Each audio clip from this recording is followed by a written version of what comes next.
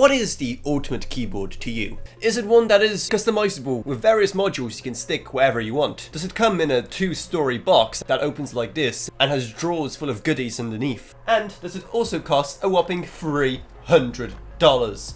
Well, okay, that's normally how expensive it is, but right now you can get it for as little as €100 or about the same in USD, and that combined with the lack of stock on sites like Amazon usually indicates that they're clearing this product out. And so while you can still buy it, should you get Mountain's flagship keyboard?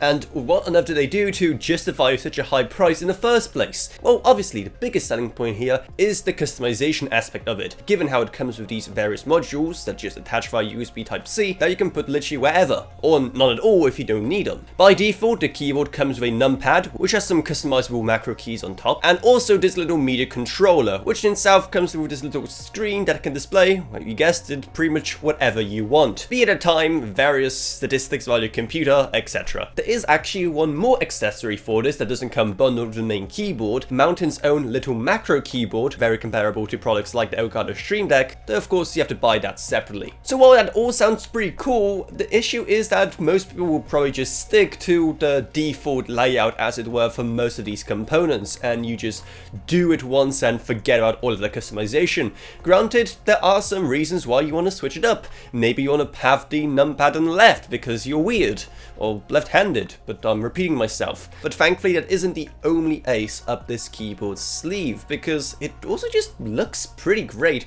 with this beautiful finish available in either black or grey. And while it is available in 5 different switch types, including the expected brown, blue and red trio, but even speed silver and silent red, and all the switches can be switched out as well. It even comes with this little tester of the various types, so you can see which one matches you the best. And as you can expect for the price, the keyboard itself is pretty comfortable to ride on, though of course a lot of that also depends on whatever switches you get and whatever switches you prefer using the most. Though of course there's 2 other things that really contribute to the overall comfort of using a keyboard.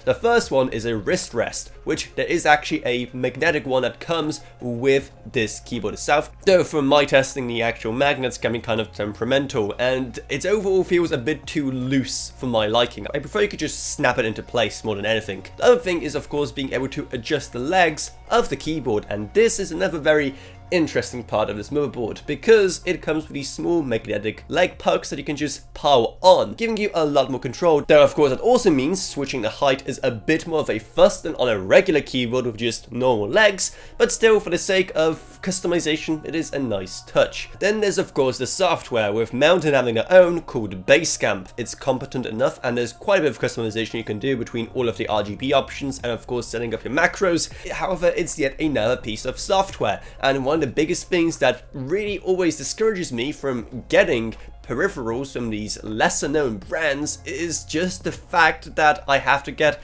yet another piece of software and it just not playing nice with other things I have already. Now looking at the back of the keyboard, deep inside you'll see the Type-C port it uses to connect with your PC, and it uses a ridiculously long 2-meter braided Type-A to Type-C cable for that. Though, okay, if it connects via Type-C, what on earth is this Type-A port up here for? Well, that is just an additional port for literally anything you want. And I always love it when keyboards do that, because it's just such a convenient way to, I don't know, have a SD card reader right on the keyboard, or plug in a flash drive or anything else. And given how it is a 5 gigabit Type-A port, it's actually pretty usable and you can transfer larger files over it. So it's actually going to get some use if you decide to buy the Everest Max. But that's the thing, should you get it, even on this crazy sale that's happening right now? Well, it will be pretty difficult for me to justify the regular price at its current discounted price, especially given how much big names like Corsair or Logitech are charging for their keyboards right now. This is kind of a steal for a flagship product that gives you pretty much everything you could ever want from a keyboard. It can be both full size or 10 kilos. It can have media controls or not. It can be pretty much any height you want, any switches you want, and much more,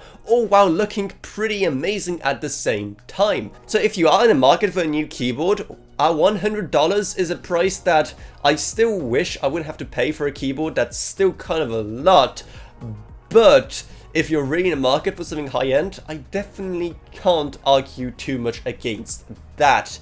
Though still, don't we do it at this price? If you're watching from the future when the discount is gone or this keyboard isn't available anymore, well, tough luck. So I guess in the end I'm kind of lucky it took so long to make this video for this discount to come along, because otherwise I'd have no idea how I could put a positive spin on a keyboard that costs more than 128 gigabytes of RAM for your PC, return flights between Glasgow and Istanbul, or over 30 months of membership on the Ivana channel. Though YouTube channel membership isn't the only thing that's a great deal, because our Patreon is also a fantastic one, which you can also get for just $1 a month, plus huge thanks to our patrons Gavin Burns, Justin Rage, Ella Vroniak, Balish Velka, Patrick Harrison, Not a Pseudonym, Megstorm, Shane Allcroft, and Level Up. But anyway, that's what it's. I hope you enjoyed this video. If you did, remember to subscribe, like, whatever, and I'll see you all in whatever I make next. Goodbye everyone. Goodbye.